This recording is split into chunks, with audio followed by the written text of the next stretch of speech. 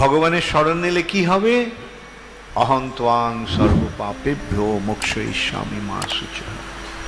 ভগবানের শরণ নিলে ভগবান প্রতিশ্রুতি দিচ্ছেন যে আমি তোমাকে তোমার সমস্ত পাপ থেকে মুক্ত করব, সে সম্বন্ধে তুমি কোনো চিন্তা করো না। মা শুচঃ।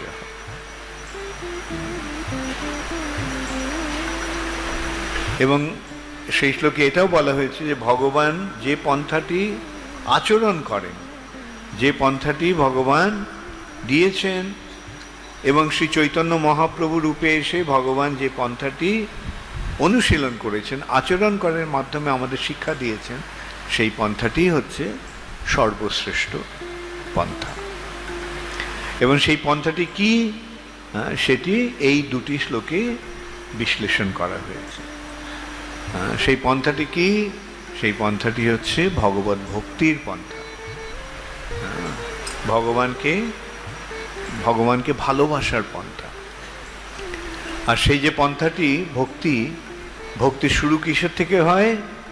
আদৌ গুরবাশ্রয়। সর্বপ্রথমে শ্রী গুরুর আশ্রয় গ্রহণ করা, পাদাশ্রয় গ্রহণ করা। কেননা গুরুর শিক্ষা লাভ না করতে পারলে এই পন্থাটি বোঝা যাবে না, এই পন্থাটির অনুশীলন করা যাবে না। কেউ কি নিজে নিজে সবকিছু শিখে নিতে পারে? তোমরা কেউ কি এখানে অ ক খ নিজে নিজে শিখেছ? এমনকি অ ক খ শিখবার জন্য আমাদের গুরুর প্রয়োজন। অতএব এই যে ভগবত তত্ত্ব বিজ্ঞান, সেটি জানতে হলে আমরা কি নিজে নিজে শিখতে পারবো? কেউ বলতে পারে যে আমার তো বই তো রয়েছে, বই পড়ে আমি শিখে নেব। হ্যাঁ, কিন্তু বই পড়ে কি শেখা যায়? ঠিক, ভালো বই পড়ে শিখলে, নিজে নিজে শিখলে সেটা কি শেখাটা পূর্ণ হয়? যেমন কেউ বাজার থেকে ডাক্তারির বই পড়ে কিনে সেগুলি পড়ে কেউ ডাক্তার হতে পেরেছে? না। স্কুলে গিয়ে, কলেজে গিয়ে ডাক্তারের কাছে ডাক্তারি শিখতে হয়, তাই না? তখনই কেবল স্বীকৃতি পাওয়া যায়, হ্যাঁ এ ডাক্তার। কেউ যদি নিজে নিজে ডাক্তার হওয়ার ইয়ে করে, তাহলে সেটা একটা অপরাধ, দণ্ড ভোগ করতে হয় তাকে। কেউ যদি উপযুক্ত শিক্ষা না নিয়ে যদি ডাক্তারি করতে চেষ্টা করে, তাহলে তাদের দণ্ডদান করা, সেটা অন্যায়।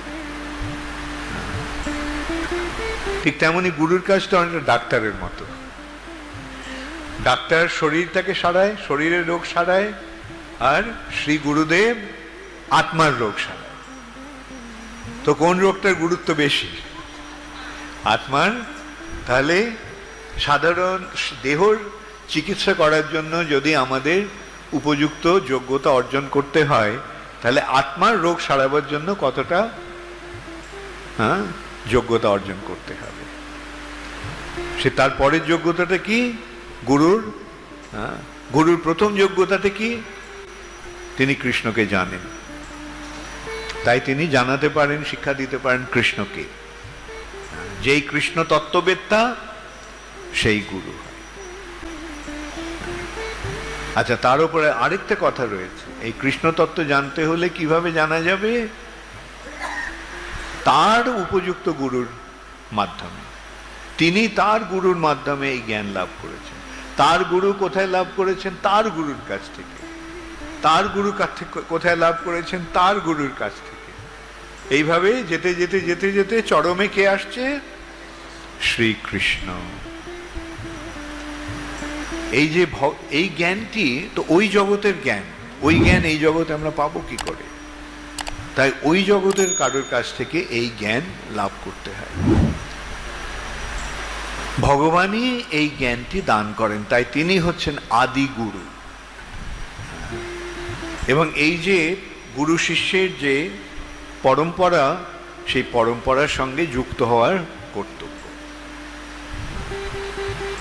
অনেক সময় অনেক ভুইফোর গুরু আসে, তাদের যদি প্রশ্ন করা হয় তোমার পরম্পরা কি,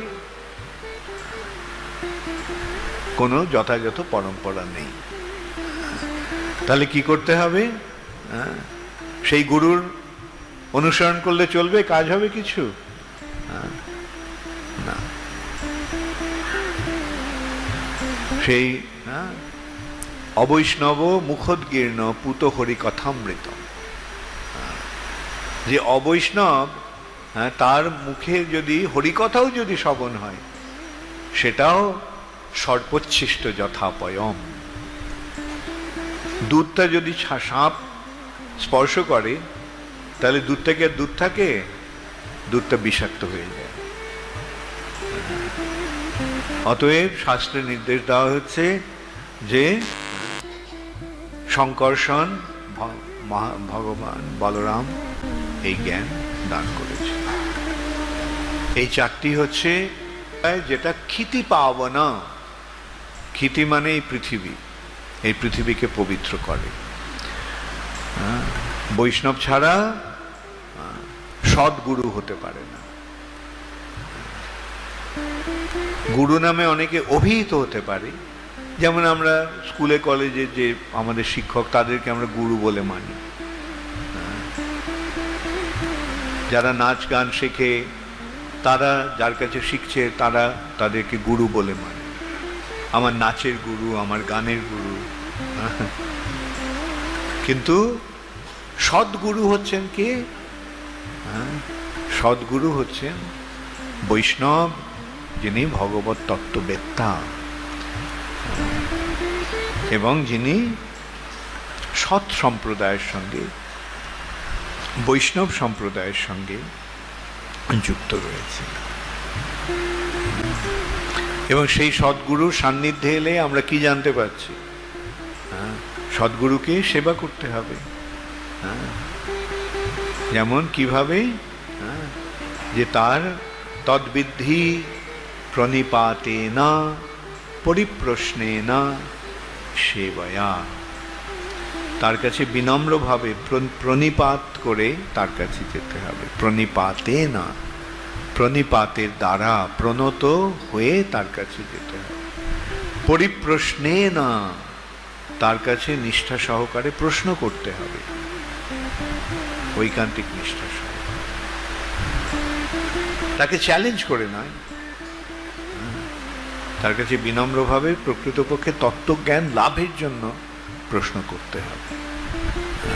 পরিপ্রশ্নেনা সেবয়া, তাকে সেবার দ্বারা তাকে সন্তুষ্ট করতে হবে। সেবয়া, তখন উপদেশ শান্তিতে জ্ঞানম, তিনি সেই জ্ঞানটি উপদেশ দেন। উপদেশ শান্তিতে জ্ঞানম জ্ঞানিনাস তত্ত্বদর্শিনা, কেননা তিনি হচ্ছেন জ্ঞানী, তিনি তত্ত্বদ্রষ্টা, তিনি তত্ত্ব দর্শন করেছেন, তিনি ভগবানকে জানেন, তাই জন্য তিনি আমাদের ভগবানকে জানিয়ে দিতে পারেন। তিনি ভগবানের প্রতিনিধি, তাই তিনি ভগবানের সঙ্গে আমাদের যুক্ত করে দিতে পারেন।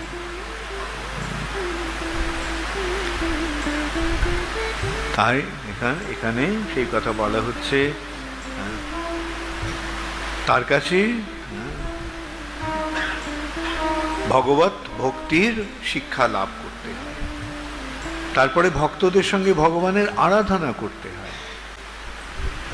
ভক্তদের সঙ্গে, সাধু সঙ্গে শ্রীকৃষ্ণের সেবা, আরাধনা, শ্রদ্ধা সহকারে ভগবানের মহিমা শ্রবণ করা, ভগবানের দিব্য গুণাবলী এবং কার্যকলাপের মহিমা কীর্তন করা,